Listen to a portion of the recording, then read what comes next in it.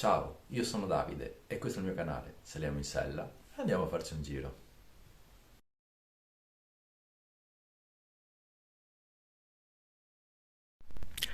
Sempre con me, sempre, mai da solo.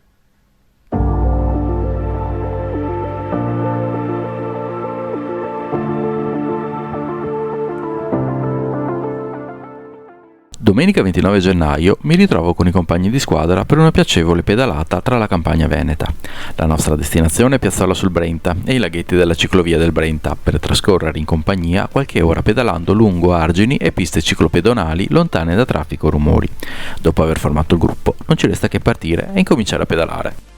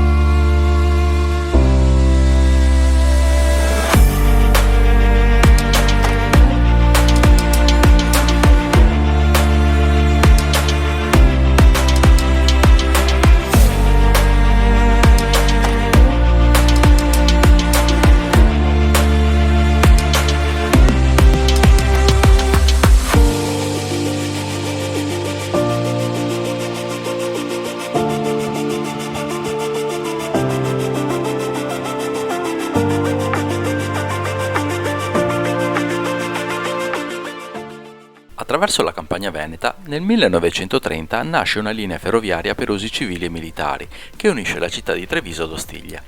Dopo la fine della Seconda Guerra Mondiale, la linea ferroviaria viene dismessa per i troppi danni provocati dai numerosi bombardamenti. Dal 2013, grazie alla Regione Veneto, iniziano i lavori di riqualificazione e in pochi anni diventa una delle piste ciclopedonali più frequentate. Numerose ancora oggi le stazioni dismesse che si trovano lungo il percorso. Da questo percorso è possibile raggiungere nelle varie direzioni Treviso per poi continuare per la Greenway del Sile, Castelfranco Veneto, Asolo, Padova e Vicenza.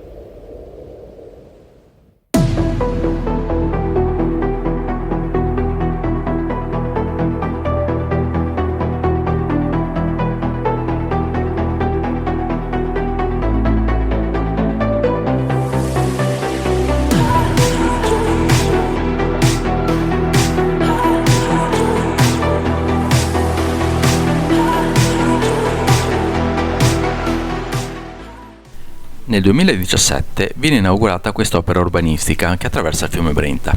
Del precedente ponte abbattuto tra il 1944 e il 1945, con i numerosi bombardamenti, ne rimane solo il basamento centrale, lasciato in memoria della vecchia linea dismessa.